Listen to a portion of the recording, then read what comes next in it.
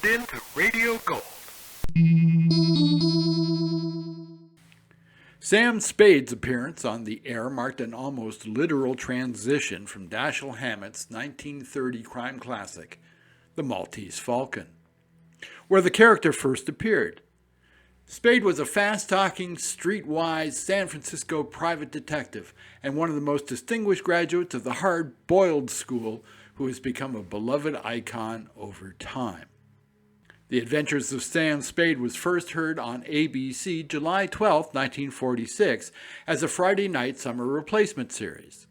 The show clicked with the audience at once and went into a regular fall lineup that same year. From then until 1949, Sam Spade was a Sunday night thriller, starring Howard Duff in the title role. With Duff's departure, NBC then took the series, leaving it on Sunday night and starring Stephen Dunne. This version lasted until 1951. Ladies and gentlemen, Radio Gold presents the best of Sam Spade. The Adventures of Sam Spade, Detective, brought to you by Wild Root Cream Oil Hair Tonic, the non-alcoholic hair tonic that contains lanolin.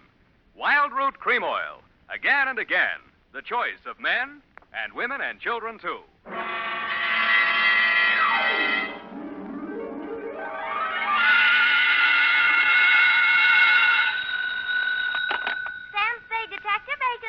Very important, sweetheart. Write this down. Yes, Sam. I have pencil and paper ready. Ingredients, : Punctuation or ingredients, Sam? both.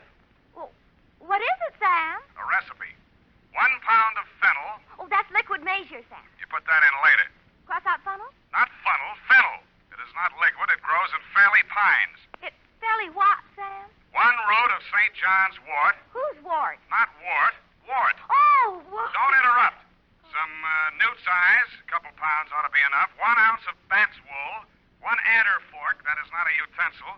1 fillet of fenny snake. Some lizard's legs. 1 hemlock root digged in the dark. Directions. In the poisoned entrails throw toad that under cold stone days and nights hast 31. And if anyone drops in for trick or treat, Effie, leave him have it. Oh, Sam, now I get it. Halloween. It's a witch's brew. You were only fooling. That's what you think, sweetheart. Get out your cauldron, your poison pen, and your book of malefactions. I'll be right down to dictate my report on the Fairley Bright caper, or I should have stood in bed and ducked for apples.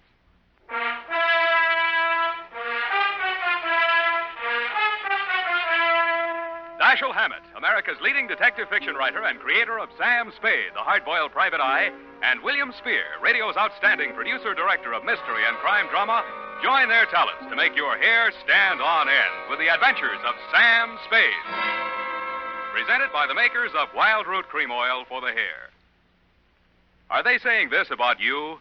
There goes somebody who's really well-groomed. And that can go for every member of your family if they spruce up each day with Wild Root Cream Oil, America's favorite hair tonic.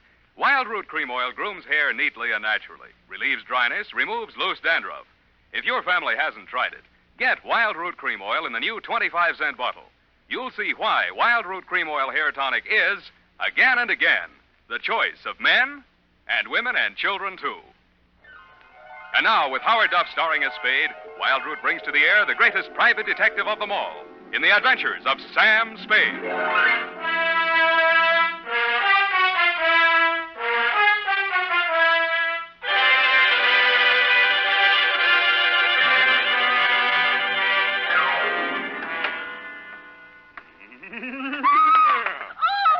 Is that the wind dying? Oh, no, it's only 2 devils that blow through a murderer's bones to and fro in the ghost's moonshine. Oh, Sam, take off that ridiculous mask. You look about as much like a demon. As a demon, check. Fly your broom into the adjoining office, sister, and we'll weave a few spells. Date, Effie. Yes, Sam. What is this thing on my desk? Looks like a pumpkin. It is a pumpkin. I made it this afternoon. Here, I'll light it. Well, isn't that cute? Isn't that cute? Eyes and nose and mouth. Looks like Lieutenant Dunne of Homicide. Well, thank you, Sam. Thank you. Well, I guess everyone knows it's Halloween, even if they don't listen to the radio. Shall we? We shall. Date, All Hallows Eve, 1948, to Hillary Bright, Esquire, number 13, Black Place, City. From Samuel Spade, license number 137596. Subject, the Fairly Bright caper. It was a fairly bright afternoon for the fog-bound Bay Area. There was no frost upon the pumpkin. In fact, as yet, no pumpkin. But I did see a black cat and several attractive wolf girls in broomstick skirts during the bus ride down the peninsula to your client's ancestral estate, Fairley Pines. A bat flew out of a hollow tree as I mushed up a road through some pine woods to the house. In the gathering dusk, I also observed the toad, a lizard, and a hooty owl, which, if memory serves, are staple ingredients for a witch's brew. Then I observed, hobbling out of the forest, an authentic hag. She was wearing a dusty black robe, a peaked black hat, and her matted gray hair coiled serpent-like around her evil countenance. She leaned on a gnarled staff of hemlock, fixed me with her yellow, glittering eyes, and said, Hello, kiddo. Yes'm. Which way's the house? Which house? Fairly Pines. Lost my bearings, I did. I was looking for some fennel. Oh. I got the bat's wool right enough and newt's legs. Couldn't find no adder's forks, but reckon this here copperhead will do the trick. What are you going to do with all that stuff? It's for the brew. I'm the witch I hired for tonight. Name's Gudge. Born Sophia, but of course I don't have no Christian name anymore since I sold out to Old Scratch. Beat me down on my price, he did, too. Look at that wart on my nose. What nose? Huh? The house is up that way. Mind if I walk along with you, pretty boy? I don't like girls. Huh? No, not at all, ma'am. No need to be afeared. With the scroungy fee they're obeying me, they'll be lucky if I give 'em a whiff of brimstone. Not so close, please. But I did promise one manifestation and the scream of a soul in torment at the witching hour. Yeah. Fennel, fennel, I fennel. Ready or not, here I come. I'll shoot. Who is that? What's your hurry, sir? Where do I find Mr. Hillary Bright? Oh, you're the detective, Spade? Right. Oh, well, I'm Homer Langdon, attorney for the Fairley estate. Come along, I'll take you to him. Sorry for that challenge just now. Been hearing strange noises around the grounds. You notice anything peculiar as you came up the road? Well, there was an old lady. I use the term loosely. Looking for fennel? Yeah. That's the witch. Mr. Bright hired her for the party tonight. Takes her work kind of seriously, doesn't she? Well, you know how it is. Seasonal work. What does she do between Halloweens? Claims she hibernates. God, I feel you. Mrs. Fairley, Spade. She's eccentric. Don't let her know. Check. Oh, here I am, Homer. What was it you wanted? Oh, it's the man from the caterer. No, Ophelia. This is Mr. Spade, the detective that Mr. Bright employed. Oh, well, about that recipe for the aspic. Cook says she's never heard of putting fennel and lizard's claws in a tomato aspic. And Mr. Bright says hemlock is poison. You've got it mixed up, Ophelia. That's the recipe for the witch's brew. Well, anyway, the grocer says he doesn't stock them, so you'll have to garnish it with parsley. Ophelia, he's not the caterer. He's the detective. Oh! Well, keep your eye on those pumpkins. Mice, you know. Mice? You know, mice. Pumpkins? Where is that witch? I've got to tell her about the parsley. Oh, witch? Mrs. Witch! Where are you? Sad case, but harmless. Shall we go in? Yeah. Now, what's his jawbone, Wilma? Oh, you've already broken his neck. Oh, why don't you hire an assistant? I don't like hanging him in the house anyway. We don't even know who he is. What are they up to now? Halloween comes but once a year. Oh, it's a skeleton, part of the decoration. Hillary, Oh, yes, Homer. I couldn't find the witch, but here's the detective. Ah, well, you can have the witch. I'll take him. Oh, watch what you're doing, Wilma. The ladder. Sorry.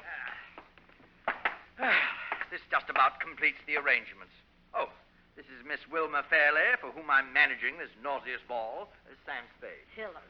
Is that any way to speak about a girl's 5th engagement party? Forgive me if I'm guilty of understatement. Oh, fix that wire, Wilma. The top of Frankenstein's head's caving in. And look at that. The bolts are coming out of his neck already. Oh, well, come along, Spade, and I'll tell you how you fit into this mess. See you at the party, Sam. In here, Spade. Privacy. I don't think we're quite alone, are we? 99%. This is Fairley fiancé number 5, Ralph Cram by name. Oh, wake up, Ralph. Oh, don't bother. He started the party a little early? Before lunch. But can you blame him? If I weren't a teetotaler, I'd be out staggering around the woods with that witch. Uh-huh. Now, what exactly is my assignment, Mr. Bright? I want you to be present at this miserable party tonight and pretend to have a good time. Why didn't you hire an actor? This is a new kind of masquerade ball. Even I have a unique problem here. A Halloween party combined with a party announcing the engagement of a socially prominent young woman. Well, naturally, the press will be on hand. They always are at my parties. But I doubt if any of the invited guests will show up. That's where you come in. You're one of the uninvited guests. I don't get it. Well, it's very simply this. I have a reputation to maintain. I'm sure you have better things to do than read the society page, so I'll explain. I believe some ill-informed columnists have referred to me as the male Elsa Maxwell. That's not true. She is the male Hillary Bright. Female, that is. Anyway, you're a professional party giver, is that it? Exactly. What's the matter with Wilma? Why won't anybody come to her party? Because everyone on the guest list is either a relative or a friend of some poor swain she has jilted on the very steps of the altar. Oh, now I get it. Exactly. Now, as to the party. Masquerade. Natch. What else can you have on Halloween? Figures. Yes. If anyone came, they'd probably be dressed as witches or pumpkins, which is dull enough in itself. Quite so. But the Fairleys and their immediate circle will undoubtedly trot out their moth-eaten Beaux-Arts costumes. Old Langdon as Louis XIV. Wilma and her mother trying to look like Greek goddesses in some old drapes from a Fanchon and Marco idea. What about the boyfriend here? Well, you can see how hideous it's all going to be. And Life magazine has promised to cover it. Well, I simply had to do something. What about the boyfriend? I think it's the party idea of the year. 20 uninvited guests who will come as themselves. Who's my date, the witch? Oh, isn't she priceless? You know, I thought of burning her at the stake as the grand climax of the evening. I've got matches. No, I decided against it. It's too messy. Well, it sounds like loads of fun, Mr. Bright, but I'm afraid you called the wrong detective. Now, Go wait out. a minute, please. Hear me out. Now, there's method in my madness. I believe I mentioned 20 uninvited guests. Who are coming as themselves, yes. Exactly. Well, I've gone to a great deal of trouble and expense getting together a really colorful group. All authentic types. A gangster, a shrimp fisherman, a swami, 3 bubble dancers, a gypsy, a paroled axe murderer, a sandhog.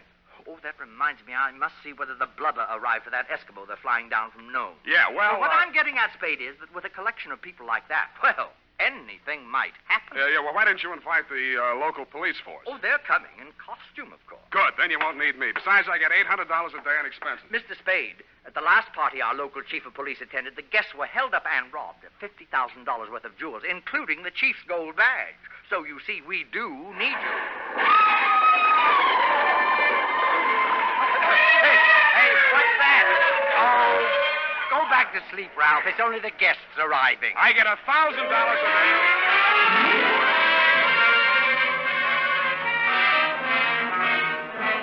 You were right. You did need a detective. In fact, you could have used several others.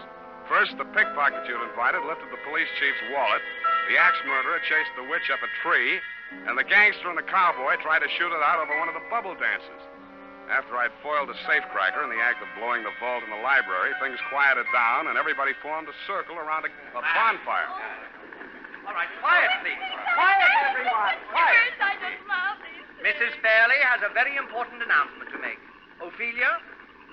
She was here just a few moments ago. Well, have you seen her around Langdon? A few minutes ago, she said she had a headache and went upstairs to get some aspirin. Sam, I'm worried about Mother. Would you mind going upstairs to see what she's up to?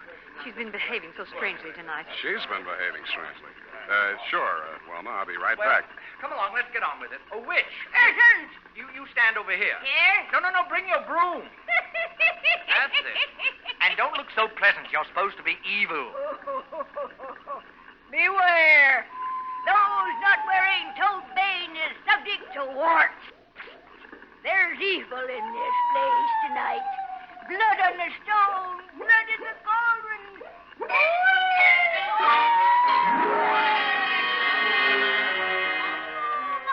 I hated to miss the manifestation, and I hoped I'd get back in time for the scream of the soul in torment the witch had promised earlier in the evening. I cased the rooms on the second floor. Wilma's fiancé, Ralph Cram, was in one of them, asleep. Ophelia wasn't in any of them. But in one of the bedrooms, I found something that puzzled me. A rope made out of bed sheets dangled out of the window, but the window was closed. I walked over and opened it. The witch was still at it. I couldn't see the merry little group around the bonfire, but where the firelight glowed against the tree trunks at the edge of the woods, I saw a white-robed figure crouching in the shadows. Then I heard it.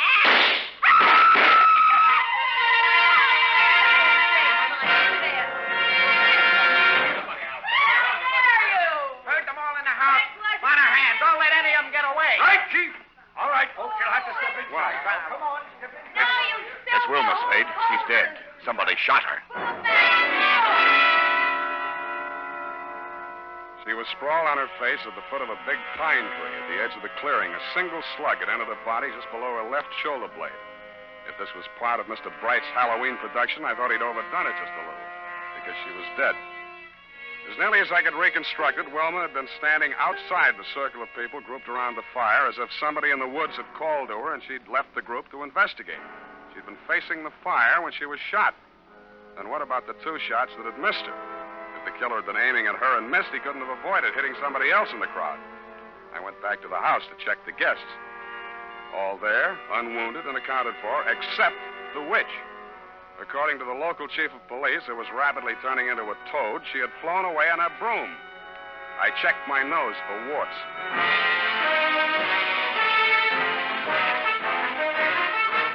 The makers of Wild Root Cream Oil are presenting the weekly Sunday adventure of Dashiell Hammett's famous private detective, Sam Spade.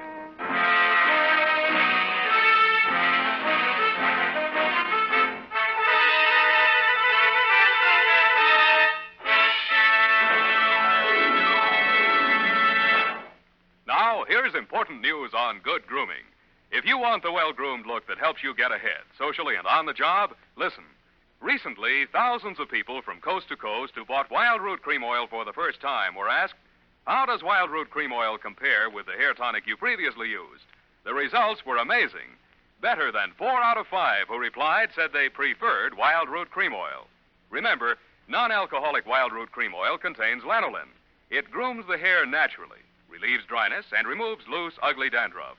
So if you want your hair to be more attractive than ever before, get the generous new 25-cent size of Wild Root Cream Oil, America's leading hair tonic, on sale at all drug and toilet goods counters. It's also available in larger economy bottles and the handy new tube. Get Wild Root Cream Oil, again and again, the choice of men and women and children, too.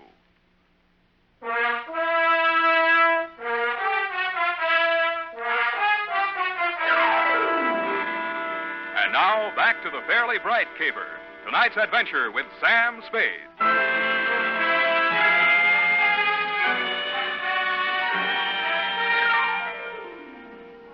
By dawn the next morning, Aloysius Becker, boy police chief, still hadn't sweated anything out of his 20-odd suspects but yawned. The family lawyer, Langdon, had an old gun permit, no gun. Then he canvassed the town for Wilma's 18 jilted suitors. They were all alibied by their wives and children, which knocked that angle out. She carried no insurance, nobody stood to gain anything financially by her death, and nobody but you, Mr. Bright, actively disliked her. About then, Chief Becker put Ophelia back on the griddle. Now, look here, Mrs. Fairley. You still aren't coming clean with us. Clean? Oh, the ashtrays. I'll call the maid. Come back here. Yes, Chief Becker. Now, sit down, Mrs. Fairley. Now, let's go over the part of your story where we found the bed sheets hanging out your window. Yes. Why did you tie the bed sheets together and hang them out the window? For a rope. So, you admit that you used that rope to sneak out. I did no such thing. I always go out that way at night. And you admit that... Oh, I give up. Mrs. Fairley. Oh, it's you, Mr. Spade. I want to thank you for guarding the pumpkin so well. I didn't see a mouse all evening. Thank you, Mrs. Fairley. I only did what... Oh, why is Chief Becker so angry? I think what's worrying him, Mrs. Fairley, is why you closed the window behind you when you went out on your rope. So no one would know. Wilma worries about me. You won't tell her? Ah, it's as plain as the nose on your face what she's doing. Working up to an insanity plea. Ingenious theory, Chief, but look, can I talk to you a minute outside? Yeah, could use a little air. Keep 'em all here, Monahan. Look, Chief, why don't you lay off that poor old dame? She's Right. too vague, disorganized. It Yeah. took a marksman. The way the wound was, no point of exit, just punctured the wall of the heart and stopped. A low-velocity impact. Sure. A what? It had been fired from about the maximum range of the .38 pistol. He'd have to figure on the drop in trajectory as the bullet slowed down. It was either a trick shot or one that just connected accidentally. By the way, we only have your word for it that you were upstairs in the house when those shots were fired. You carry a .38, don't you, Spade? What kind of gun do you carry, Chief? Yes. Well, we'd better wait till ballistics sends back the report on the slug. Gosh, if we could only figure out where she hid the gun. Don't look now, Chief, but that witch is back again. What? Pretty boy, where have you been? I've been looking all over for you mortals. You're going to have a good deal of explaining to do, lady. Why did you fly away like that last night? I had to see to my cauldron. And a good thing I did, too. Look what I found in it. No wonder my manifestation didn't work. Base metal in my brew. 38 caliber, too.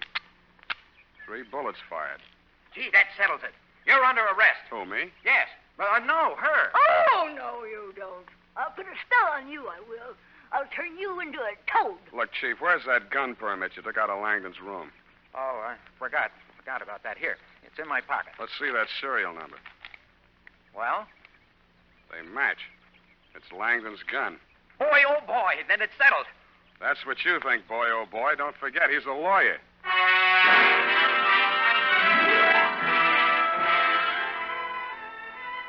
I headed for the woods. I found the spot where I'd seen the figure in white crouching just before the shots were fired. A little way back in the woods, I found footprints. French heels, short, mincing stride. Following along behind them was another set, flat soles, long, manly stride. The mannish footprints followed the feminine footprints almost to the clearing and then stopped. The feminine footprints went on straight to the spot where Wilma had fallen. I knew that no woman had been over this trail since the murder except the witch, who probably had cloven hoofs. Her cauldron had vanished, but the fire was still smoldering. I kicked through the ashes. I didn't know what I was looking for, but I found it. I raked it out with a stick and prodded it. The blackened outer layers crumbled away. It had been a raging bonfire, but there are few things harder to burn than a telephone book. The middle pages were yellowed from the heat and seared around the edges, but they were still intact. There was a hole punched in the middle of each page. Feminine footprints right up to the X that marked the spot in the phone book through which a bullet had been fired. I had a hunch the ballistics report would prove that Langdon's gun did not fire the fatal bullet. I was right, but for the wrong reason.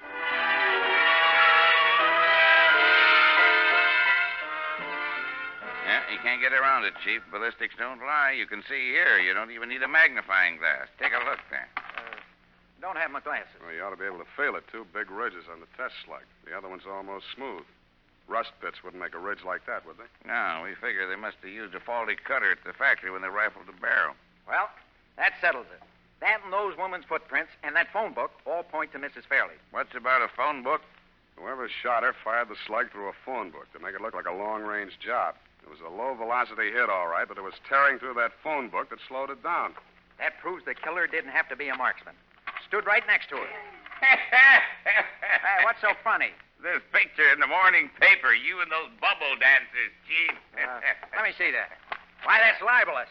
It's more than that. Huh? There in the background, Langdon and Mrs. Fairley. What about them? Their shoes. Langdon's dressed as Louis XIV, French heels. Mrs. Fairley in that Greek goddess getup, sandals, flat heels. It's Langdon's gun, then it's not Langdon's gun. It's a long-range shot, then it's through a seed catalog. Phone book. Now it's a man in woman's shoes. An attorney at that. Monahan, get me some fingerprints, something I can work with.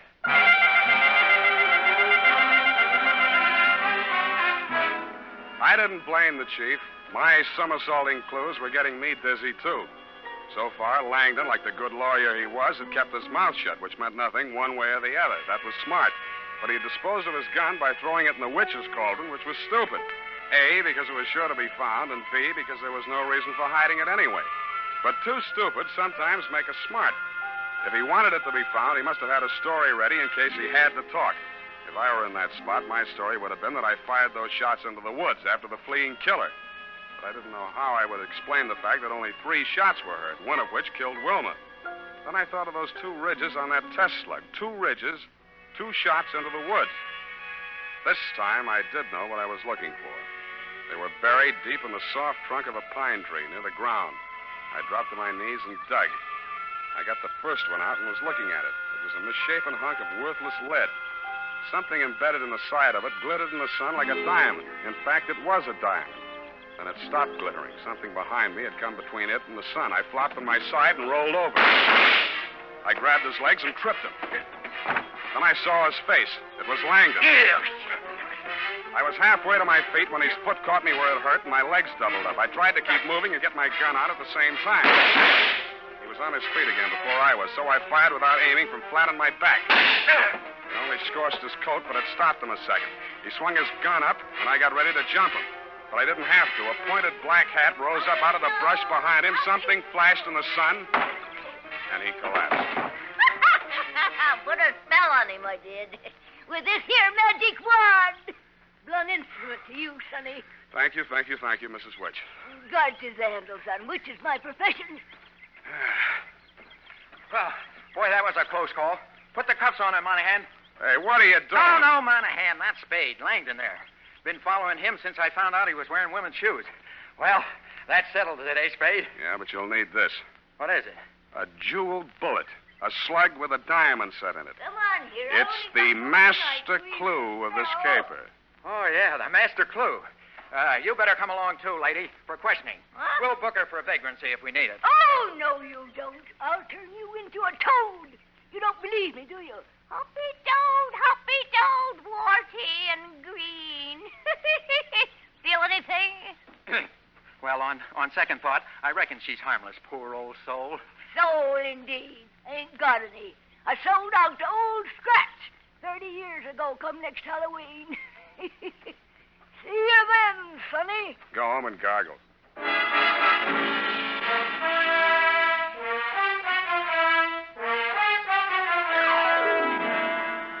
Period. End of report. But, Sam, what was the significance of the jeweled bullet? Oh. Well, after he shot Wilma, Langdon fired 2 shots into the woods, remember? Yes. Those 2 bullets had diamond insets so placed that they would gouge the inside of the gun barrel.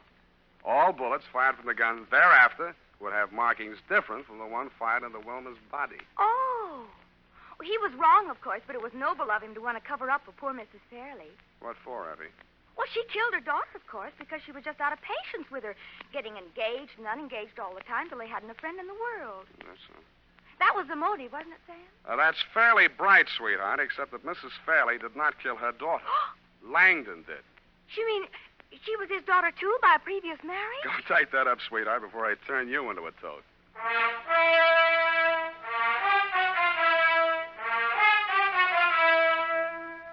And now, listen to this.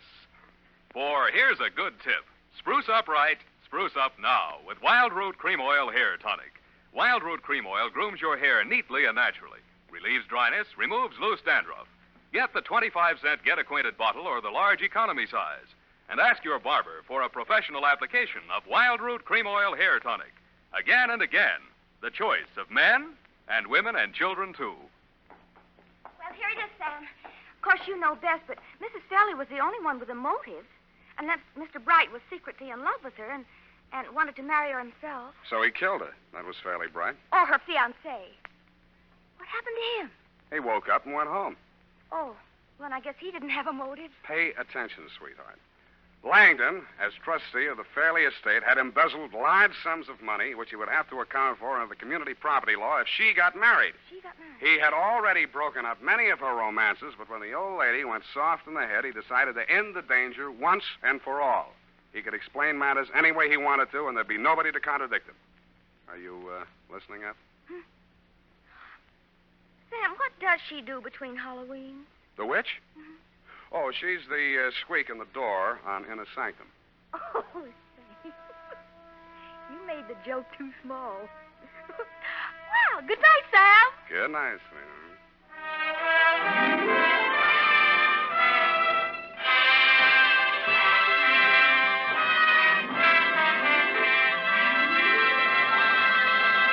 The Adventures of Sam Spade, Dashiell Hammett's famous private detective, are produced and directed by William Spear.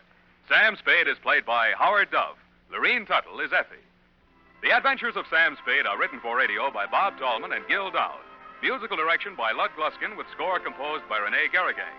Join us again next Sunday when author Dashiell Hammett and producer William Spear join forces for another adventure with Sam Spade. Brought to you by Wild Root Cream Oil. Again and again, the choice of men and women and children, too. This is Dick Joy reminding you to get Wild Root Cream Oil, Charlie. It keeps your hair in trim. You see, it's non-alcoholic, Charlie. It's made with soothing lanolin. You better get Wild Root Cream Oil, Charlie. Start using it today. You'll find that you will have a tough time, Charlie, keeping all the gals away. Hiya, Baldy. Get Wild Root right away. This is CBS, where 99 million people gather every week, the Columbia Broadcasting System.